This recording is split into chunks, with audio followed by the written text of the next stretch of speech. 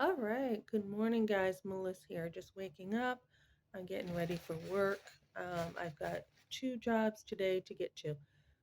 I wanted to comment about a couple things about comments about my comment on the comments. Shoot, I just dropped something. Okay. So, um, I did a video yesterday about abortion and the link to cancer. It is very well known in a lot of circles, especially pregnancy centers. They know that cancer is hooked. Breast cancer is um, part of the abortion symptoms, right? We know that. It's been like this for years. And I had someone on here say, oh, that's not true. Of course, it's true. It is true. And they're like, just do a Google search on it.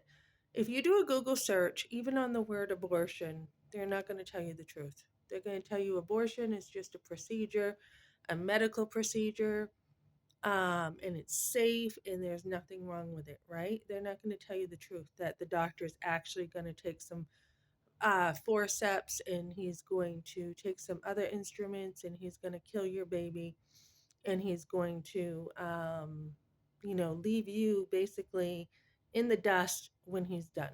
Basically, that's how most abortions were done, right? Years ago. Even if there's some care now after with some crackers until you feel better, they don't really care, right? There's no aftercare for you. There's none after abortion. It's really weird. Um, we know there's post traumatic symptoms. We know Planned Parenthood does nothing about it. We know that they don't care for women. So it's not even health care. But if you look online, you see healthcare, abortions under healthcare. There's nothing healthy about it, right? Nothing at all. Um, as I'm waking up, I want to address a couple more comments here.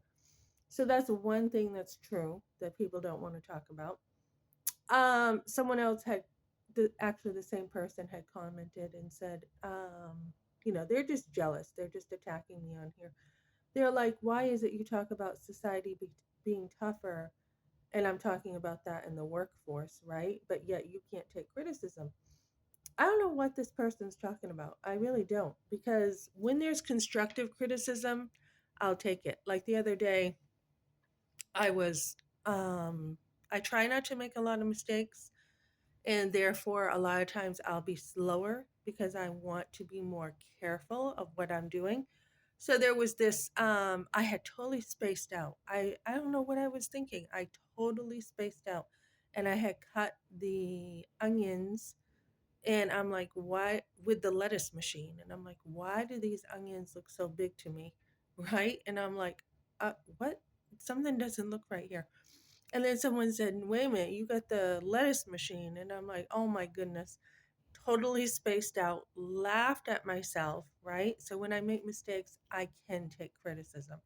There is criticism too that's unjust that you don't have to take. So, for example, I had somebody say to me, hey, there's two of you right now working on the counter, and there's no reason why this person should have to be waiting.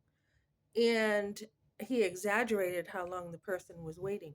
And my boss, this guy's not even my boss had told me to do something and to wait on some other people because they needed some stuff, right?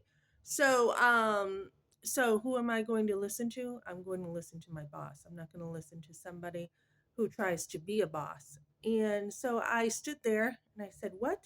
And he's like, there's no need of this. There's no need of that person waiting. And usually, when I stand for myself, I stand well. I will usually shoot someone down the first time. So I looked at him and I was just like, we won't talk about you this morning, leaving somebody waiting for a long time, will we now? And the guy shut up and he left me alone. So, um, so you got to stand up for yourself or people do walk on you, especially in the fast food industry. People walk on you if you let them, and you have to be able to speak up for yourself and put somebody in their place. And I went up to my boss, yes, well, right after that, and I said, hey, I had to put so and so in his place because he was pretty rude to me. So you have to do that, right?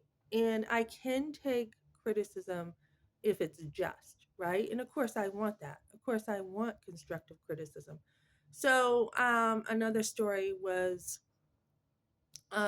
in one of my jobs, I was in a leadership role and I took the lead, and I tend to be a natural leader. I just tend to. And so I had a lot of responsibility on my back running the whole entire show. And I basically had to, in my position, run the whole entire restaurant. And being new, I had said, I had wanted input from others because I'd be foolish not to take input, right? Because I'm new. And so I had, leaned on them and said, how do I do this? And what do you think? What do you think with this? Or, here's another situation. What do you think? Let me use your expertise on this. So, as a leader, you want servant leadership, and you also want to be wise when you're leading, to know that, geez, look at your position. You're not going to be as well equipped as somebody who's been here a while. So there's humbleness in it, right? So as I did that, there's also safety because you're leaning on other people. But when I was brought into question and said, someone above me said, I want to know your decision making process on this and why you chose to do this. I took full responsibility, even though I could have said, well, so and so said this. I didn't. I said, this was my decision based on what I thought with this. And I was willing to take complete 100% responsibility. And that is what